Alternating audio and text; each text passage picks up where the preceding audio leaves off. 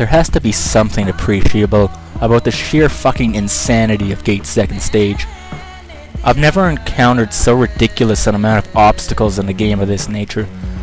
It goes to a length so insane you almost appreciate it, especially since most of the difficulty in it is still ages less retarded than some choice stuff from the 8 main stages.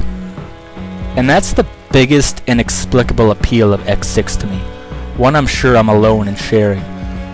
I've rarely if ever encountered a game that goes quite so far in its difficulty.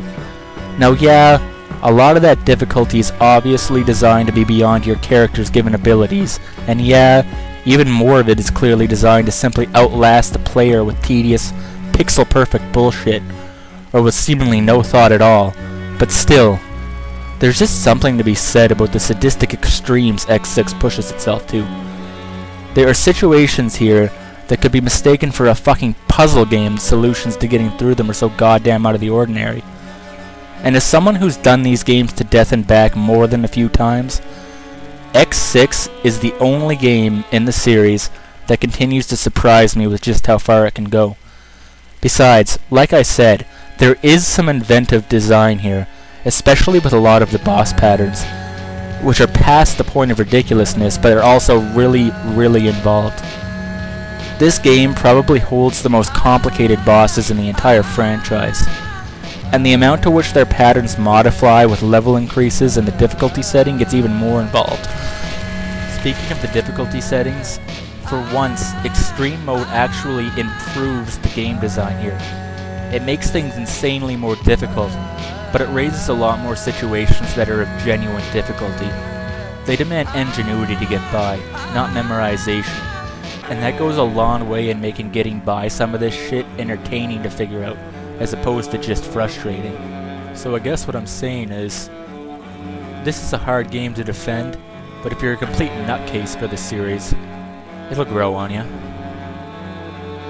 That's probably the least convincing statement ever uttered, but it's the best I can do because no real amount of explaining is ever going to defend the amount of time I devote to this bloody game, so all I can really say to set the mood for it is, welcome to the freak show.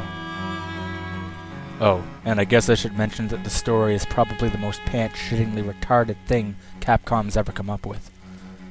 But at this point in the game, Capcom and story are fucking antonyms, so I doubt this is something I need to elaborate on too much. Anyway, all that inane bullshit leads me into how this challenge stands in relation to X6, and what you can expect to be different. First and foremost, the X6 version of this challenge is for people who thought X5 felt too conventional.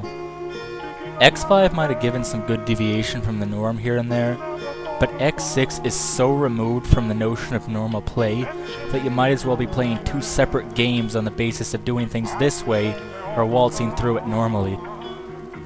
I said X6's biggest flaw was the thoughtlessness of its difficulty, and that's most evident in the enemies. The predominant monster you're going to encounter in this game are the nightmares themselves. Now let me describe how a nightmare works. They come in two distinct AIs. One will move slowly towards you before teleporting directly to where you are. The other will fire continuous shots towards you that move through all obstacles and tail your position. These attacks, given any more than 3 or 4 nightmares on screen at once, would be incredibly hard to avoid on a flat scope of land. X6 doesn't work this way. X6 places them literally anywhere. No matter how small a space you have to move, no matter what other obstacles are in your way at the same time, there is no reason a dozen nightmares won't be on screen with you. Now these bastards are hard to kill, and they regenerate themselves if you don't collect their souls. Some stages involve nothing but nightmares as their greatest threat. The other horror X6 has is an extreme fetish for situations that go beyond your character's capabilities. Whether it's a specific jump, a combination of hazards and projectiles, a simple mini-boss fight in a terribly thought-out arena, the fact of the matter is, X is far too often left in places where your movement is not enough to deal with what's happening.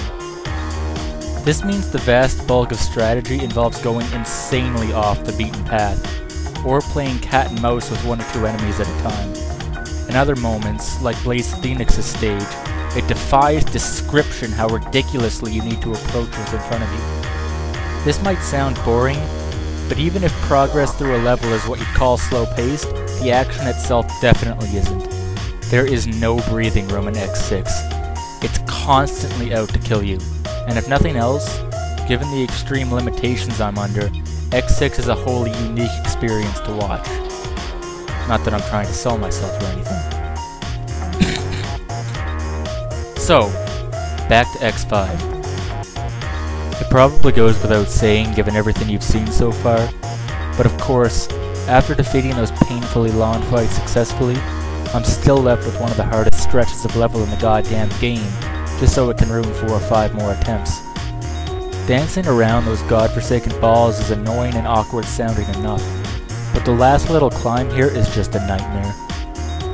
These are some of the only soldiers who you can actually jump over, and even though it looks overly risky so long into a segment, and it is, it's still easier than actually trying to blow the bastards up, given the fact that I have no room to dodge, and I have geometry attacking me from every angle anyway. Things close off with a not-so-threatening throwback to the old Mega Man days, seeing as you can both dash, jump, and climb the sides of these bastards. Sigma is the fight to close us off, and it's a worthy one if nothing else.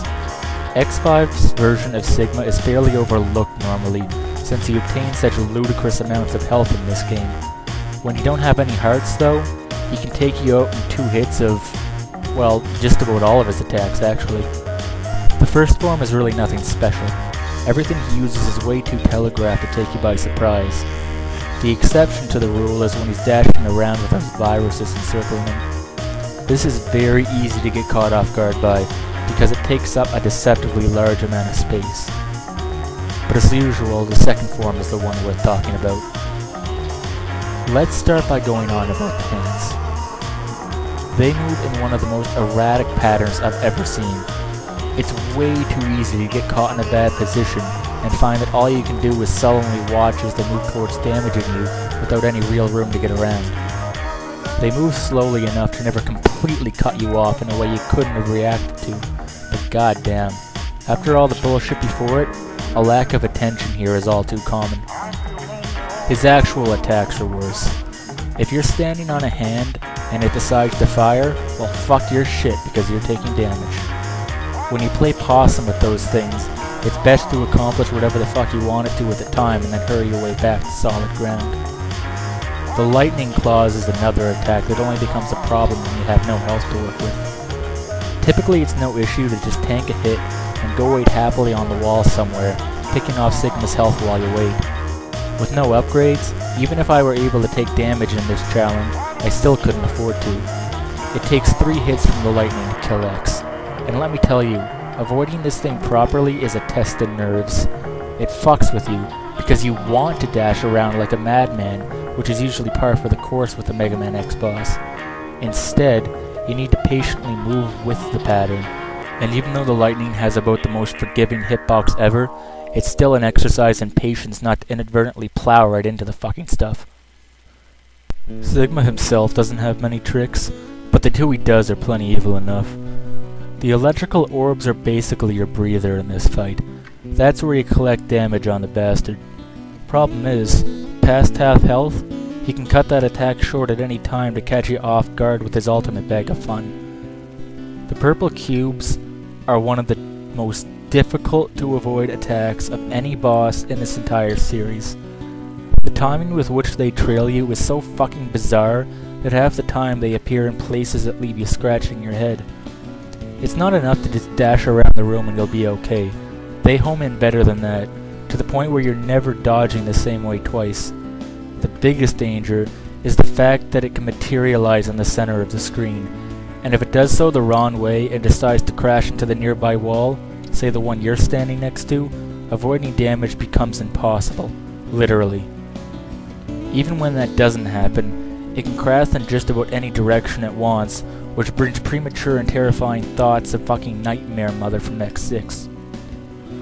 But at long last, that's the end of X5. I hope you found it more fulfilling than X4, and the next one promises to get even more out of hand. So until that comes along, as always, This is Hyde of Beast, still regretting his account name, and still a complete nutcase. I hope you've enjoyed sharing my lunacy, and I hope you continue to.